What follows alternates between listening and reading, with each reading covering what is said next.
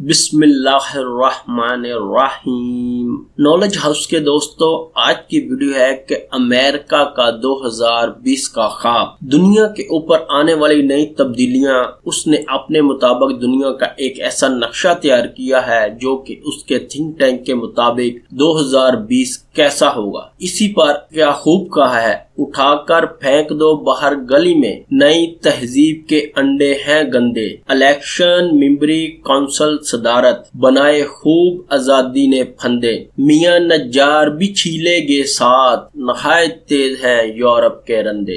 امریکی حکومت کے بارے میں دنیا بھر کے سیاسی، اقتصادی اور عالمی امور کے ماہرین متفق ہیں کہ اسے نہ تو وائٹ ہاؤس میں بیٹھنے والا صدر چلا رہا ہوتا ہے اور نہ ہی سینٹ یا ایوان نمائندگان میں منتخب ہو کر آنے والے اراکین۔ یہ تو دنیا بھر کو دکھانے کے لیے ایک جمہوری چہرہ ہے، ورنہ آپ امریکی صدور یا ممبران سینٹ سے انٹرویو کر کے دیکھ لیں، ان میں سے اکثریت کو اس بات کا ادراک تک نہیں ہوگا کہ امریکہ کی خارجہ، داخلہ یا دفاعی پالیسیوں کے مقاصد اور اہداف کیا ہیں۔ امریکہ ویتنام میں کیوں گھسا، جنوبی امریکہ کے ممالک میں کیا شرارتیں کر رہا ہے، یا پھر افغانستان اور عراق کی جنگ کے پس پردہ عوامل کیا تھے، اور ایسے کون سے مقاصد کا حصول تھا جس کے لیے اتنی جانوں اور سرمائے کی قربانی دی گئی۔ چند ایک کا تجربہ یا مطالعہ ان کی گفتگو میں تھوڑی گہرائی ضرور پیدا کرتا ہے، مگر اکثریت رٹو طوطے کی طرح وہی باتیں دہرائی جاتی ہے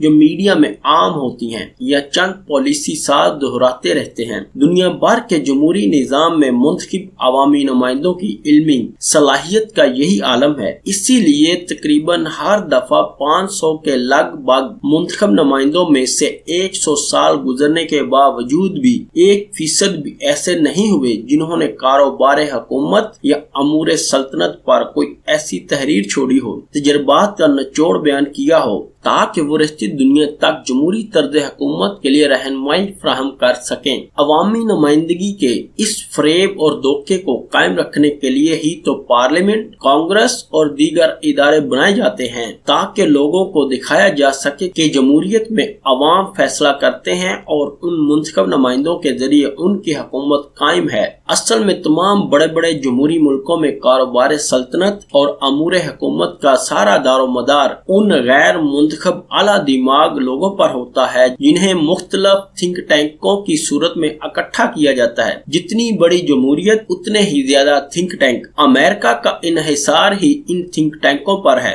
وہاں تقریباً 1872 مختلف تھنک ٹینک موجود ہیں۔ برطانیہ میں 444، جرمنی میں 225، فرانس میں 197 اور کینیڈا میں تقریباً 100 کے قریب تھنک ٹینک نظام کو چلانے کا پکا پکایا حلوہ تیار کر کے ان عوامی نمائندوں کے سامنے رکھتے ہیں جو بظاہر جمہوری نظام کی اجتماعی عقل و دانش کی علامت بتائے جاتے ہیں، مگر ان میں واضح اکثریت ایسی ہوتی ہے جو ان کی رپورٹ اول تو پڑھتے نہیں اور پڑھ بھی لیں تو سمجھنے کی اہلیت نہیں رکھتے۔ اس لیے تو علامہ اقبال رحمۃ اللہ تعالی علیہ فرماتے ہیں، گریز از طرز جمہوری غلام پختہ کار شد، کہ از مغز دو صدف خر فکر انسانی نمی آئی۔ آپ فرماتے ہیں جمہوری طرز حکمرانی کو چھوڑ کر کسی صاحب علم تجربہ کار شخص کا غلام ہو جا، کیونکہ 200 گدھوں کے دماغ سے انسانی فکر پیدا نہیں ہو سکتی۔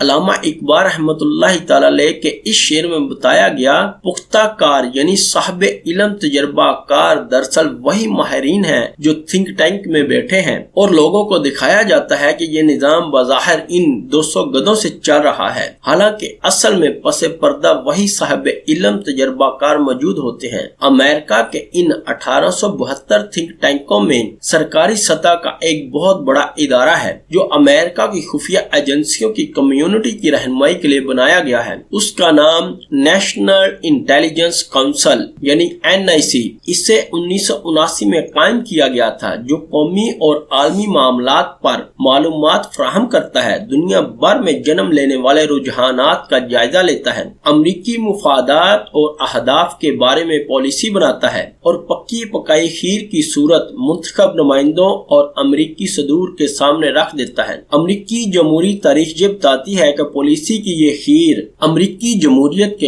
اعلیٰ دماغ منتخب نمائندے اپنی رائے شماری کے چاندی کے ورق لگا کر مارکیٹ میں بیچتے ہیں اور یہ جمہوری شعور کہلاتا ہے۔ 11 ستمبر کے بعد جب امریکہ افغانستان میں داخل ہو گیا اور پھر 2003 میں خطرناک ہتھیار ڈھونڈنے عراق پر بھی حملہ آور ہو کر قابض ہو گیا، تو اس سرکاری تھنک ٹینک نے دسمبر 2004 میں دنیا بھر کے ممالک کے مستقبل کے بارے میں ایک رپورٹ مرتب کی، جس میں یہ دکھایا گیا کہ دنیا 2020 میں کیسی ہو جائے اور امریکہ کو اسے کیسا بنانا چاہیے، اور امریکی پالیسیوں کی وجہ سے دنیا بھر میں 2020 تک کیا تبدیلیاں آ جائیں گی۔ رپورٹ کا نام میپنگ دا گلوبل فیوچر یعنی عالمی مستقبل کی نقشہ کشی۔ رپورٹ 4 بنیادی حصوں پر مشتمل ہے اور ہر حصے کے آخر میں ایک تصوراتی خاکہ بھی پیش کیا گیا ہے کہ اگر ایسے ہی حالات چلتے رہے تو دنیا 2020 میں اس طرح کے خواب کی تعبیر میں بدل جائے گی۔ اس کا پہلا باب ہے کنٹراڈکشنز آف گلوبلائزیشن یعنی گلوبلائزیشن کے تضادات۔ اس باب میں ٹیکنالوجی کی ترقی،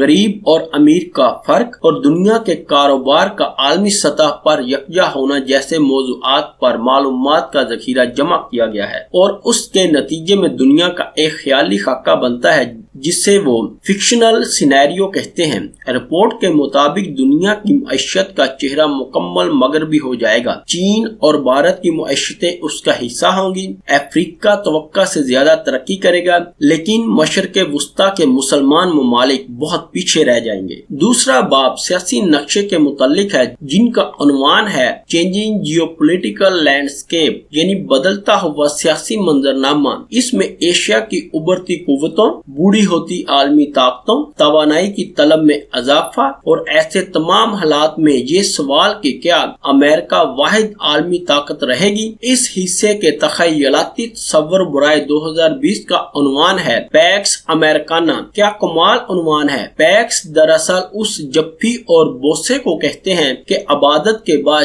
چرچ میں پادری کو سب لوگ ڈالتے ہیں، یعنی امریکی طاقت 2020 میں دنیا کا مذہب بن جائے گی جو ان کی سماجیات اور اخلاقیات کو بھی قابو میں کرے گی۔ تیسرا باب مشکلات کا ہے، نیو چیلنجز ٹو گورنمنٹس، مکمل حکمرانی کی راہ میں رکاوٹیں۔ اس باب میں وہ کہتے ہیں کہ دنیا کے کئی ممالک جن میں مشرق وسطی، سینٹرل ایشیا اور جنوبی ایشیا وغیرہ ہیں، جمہوری سیاست کے خلاف لوگ اٹھیں گے۔ ان خطوں میں شناخت کی سیاست، آئیڈینٹی پالیٹکس ہوگی اور سب سے بڑی شناخت اسلام بنے گا۔ اس باب کا تصور یہ ہے کہ کسی مسلمان ملک میں خلافت قائم ہو سکتی ہے، لیکن یہ جدید ٹیکنالوجی کے سامنے شکست کھا جائے گی۔ آخری باب ہے پرویسیو انسیکیورٹی یعنی پھیلتا ہوا خوف و خطرہ، اور اس کا تخیلاتی تصور ہے مسلسل خوف۔ اس میں بھی دہشت گردی، تباہی، بربادی اور بد امنی کا شکار صرف مسلمان ممالک ہوں گے، اور وہاں پلنے والی دہشت گردی سے دنیا خوف زدہ رہے گی۔ 111 صفحات پر مشتمل اس رپورٹ میں امریکہ کو جو پالیسی بنا کر دی گئی ہے اس کے مطابق دنیا کا ہر خطہ معاشی اور سیاسی ترقی کرے گا سوائے مسلمان خطے کے۔ پوری دنیا ترقی کی منازل طے کرتی رہے گی، لیکن مراکش سے لے کر انڈونیشیا تک لوگ